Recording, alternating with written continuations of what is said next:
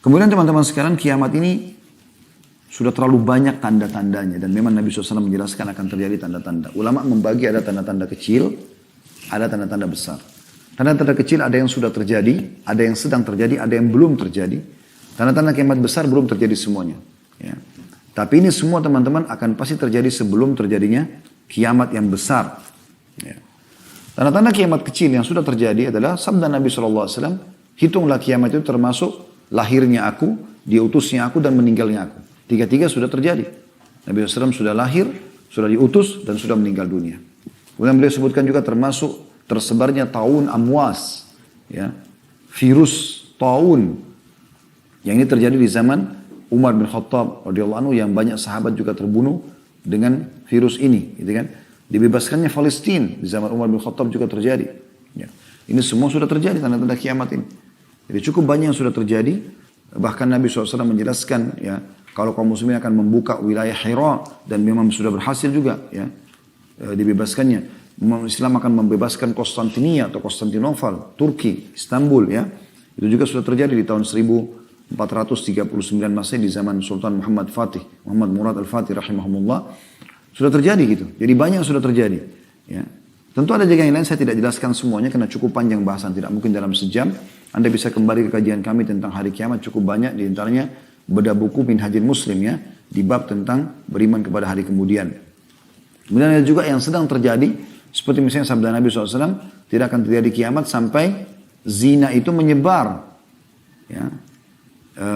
Kemudian juga dalam riwayat lain, dan juga khamr, serta diganti namanya dengan nama yang lain.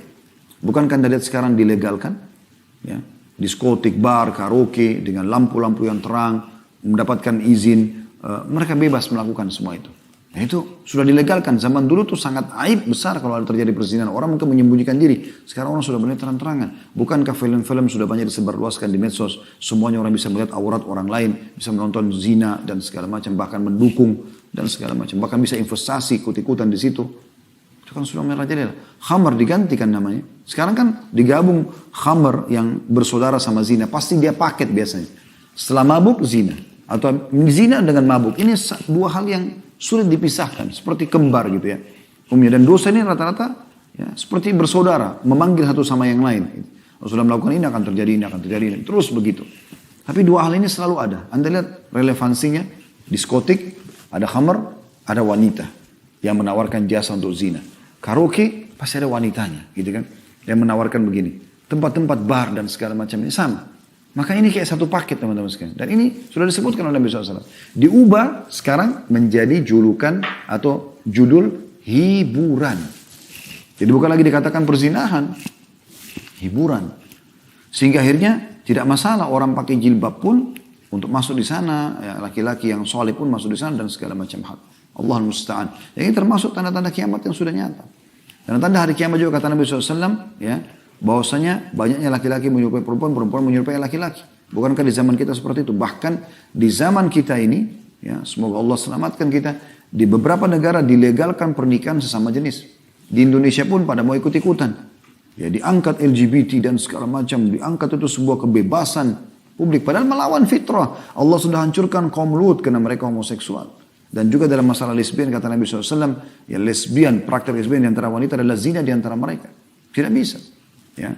Kalau zina antara laki-laki sama perempuan dosa besar, ya itu hukumnya kalau belum nikah kepergok, dicambuk 100 kali, diasingkan setahun. Kalau sudah nikah dirajam, dilempar sampai mati.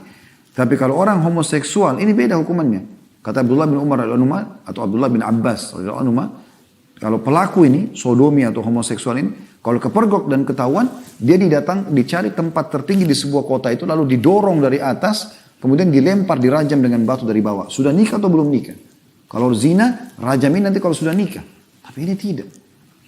Karena beratnya hukuman terhadap hal-hal tersebut. Tapi subhanallah, sekarang sudah dianggap seperti yang biasa. Bahkan sudah biasa orang, dianggap biasa sekali orang itu pacaran, pinggir jalan, pegang-pegangan, bukan halal suami istri, ciuman. Bahkan mereka berzina. Ya, di tempat-tempat umum, di kebun-kebun dan segala macam. Dan yang lebih parah kadang-kadang melakukannya di kuburan. Tempat yang harus dijadikan sebagai ibrah. Peringatan kata Nabi SAW, ziarahilah kubur karena mengingatkan hari akhirat. Mereka malah melakukan kemaksiatan di tempat-tempat haram seperti ini. Atau tempat-tempat yang harusnya dimuliakan, maka mereka lakukan perbuatan haram di situ. Ini semua termasuk tanda-tanda kiamat. Ya. Dan ada beberapa yang lain tentunya. Juga ada tanda-tanda kiamat yang kecil yang belum terlihat. Seperti kata Nabi SAW, tidak akan terjadi kiamat sampai kalian melihat dari sungai Furat keluar gunung emas. Walaupun sudah ada tanda-tanda yang terlihat di sebagian informasi yang ada di zaman kita sekarang. Juga termasuk yang belum terjadi adalah kembalinya Jazirah Arab. Ya, dengan sungai-sungai, kebun-kebun. Ya. Sekarang kan yang kita tahu Jazirah Arab, termasuk Saudi terutama sekarang adalah banyak padang pasir. Tapi subhanallah dalam 10 tahun terakhir ini, itu selalu turun salju. Di hari-hari sekarang ini kita, baru 2 hari yang lalu saya temukan lagi, cuplikannya bagaimana, dan itu tidak asing di medsos, di Tabuk selalu turun salju. Yang sebelumnya mungkin tidak seperti itu. Dan sampai dijadikan sebagai bahan khutbah Jumat oleh para imam-imam haram. Bagaimana memperingatkan masalah ini. Kalau salju itu pada saat dia cair, dia akan membawa air yang sangat banyak. Dan itu bisa membuat subur. Dan beberapa titik Jazirah Arab sudah mulai kelihatan hijau. Dalam subhanallah 2-3 hari saja hujan, maka kita lihat padang pasir itu berubah menjadi hijau. Saya saksikan sendiri beberapa kali seperti itu ya. Maka ini termasuk tanda-tanda kiamat yang sudah nyata sebenarnya. Termasuk ada Malhamah Kubra atau peperangan terjadi antara umat Islam dengan Bani Asfar, ya orang-orang non-Muslim. Ya, dan pada saat itulah terakhir tanda-tanda hari kiamat karena di penutupan hadis, tanda-tanda kiamat kecil maksudnya.